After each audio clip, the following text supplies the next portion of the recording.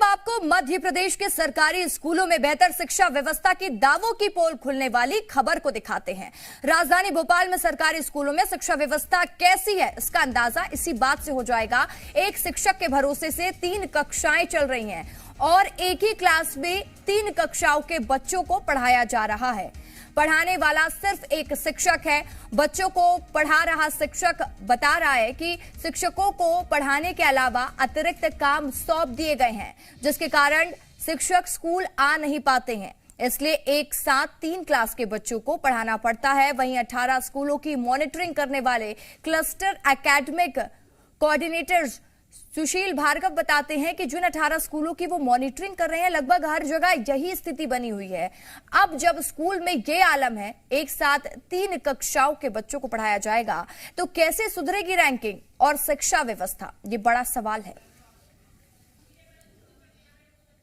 प्रदेश में शिक्षा व्यवस्था को सुधारने के लिए सरकार तमाम प्रयास कर रही है, लेकिन शिक्षकों की कमी और उनके ऊपर अतिरिक्त प्रभार की वजह से जो बड़े शहरों के स्कूल हैं, वो बड़े शहर स्कूलों के मामले में अच्छा परफॉर्म नहीं कर रहे हैं। चाहे भोपाल की बात हो, इंदौर की बात हो या ग्वालियर की बात हो।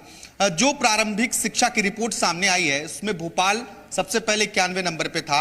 अब ये खिसक कर जरूर 29वें नंबर पर पहुंचा, लेकिन टॉप 10 में जगह नहीं बना पाया। स्कूलों में आलम यह है कि एक शिक्षकों पर 3 कक्षाओं की जिम्मेदारी है। जिस राजधानी भोपाल के जिस प्राथमिक स्कूल में हम मौजूद हैं, यहां पर एक साथ आप 3 कक्षा देख सकते हैं। आपका नाम क्या है? अनीता। कौन सी क्लास में पढ़ती हैं आप? 5वीं क्लास में पढ़ती हैं। पढ़ाई होती है, पढ़ने में मजा आता है? टीचर आते हैं पढ़ाने? तो देखिए, टीचर पढ़ाने आते हैं और ये 5वीं कक्षा है। 5वीं कक्षा में कुछ बच्चे हैं, इसके अलावा जो दूसरी रो है। आपका क्या नाम है बेटा? अंजलि। कौन सी क्लास में हो आप? 4th क्लास में हो। पढ़ाई होती है, अच्छा लगता है पढ़ने में? यस। रोज आती है स्कूल आप? रोज। देखिए, ये 5वीं कक्षा हो गई, ये 4थी कक्षा हो गई। अब जो तीसरी रो है, अब इसमें भी हम बच्चों से बातचीत कर लेते हैं। क्या नाम है आपका? पवन। कौन सी क्लास में हो आप? 4थी क्लास है। ये कि बच्चे रोज स्कूल आते हैं, एक साथ 3 कक्षाओं को पढ़ाया जा रहा है, क्योंकि शिक्षक है ही नहीं। जो शिक्षक हैं भी, उनको अतिरिक्त काम दे दिया गया है। अब शिक्षक हैं, उनसे बातचीत कर लेते हैं। सर, आप एक साथ कितनी कक्षाओं को पढ़ा रहे हैं? अभी तो फिलहाल 3 कक्षाएं हैं। 3 कक्षा कौन कौन सी है? तीसरी, चौथी, 5वीं। तीसरी, चौथी, 5वीं जी। कैसे मैनेज कर पाते हैं? एक साथ 3 कक्षाओं को पढ़ाते हैं, कैसे मैनेज होता है? देखिए सर, इनको जो है होमवर्क दे के या सब कक्षाओं को अलग अलग काम दे के मैनेज करना पड़ता है। ऐसा क्यों? 3 हमारे शिक्षक सब बीएलओ में लगे हैं। सब बीएलओ में लगे? जी हाँ। अब जो मॉनिटरिंग कर रहे हैं स्कूल की, उनसे भी बातचीत कर लेते हैं और उनसे भी जानने की कोशिश करेंगे आखिर ये परिस्थितियां क्यों बन रही है।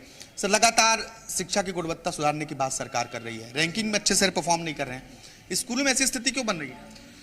सर, मैं लगातार जो है मॉनिटरिंग करता हूँ और हर महीने जब मैं आता हूँ जुलाई से, तो कंटिन्यू इनकी छात्र संख्या भी काफ़ी अच्छी थी। अब बच्चों की संख्या में भी कमी हो रही है। इनके अंडर में है जिसकी मॉनिटरिंग करते हैं और हर स्कूल में यही स्थिति है, तो आखिर कैसे व्यवस्था सुधरेगी? जब स्कूलों में शिक्षक पर्याप्त होंगे नहीं, तो अलग अलग कक्षाओं को वो कैसे पढ़ाएंगे? एक साथ 3 कक्षाओं को पढ़ाया जा रहा है।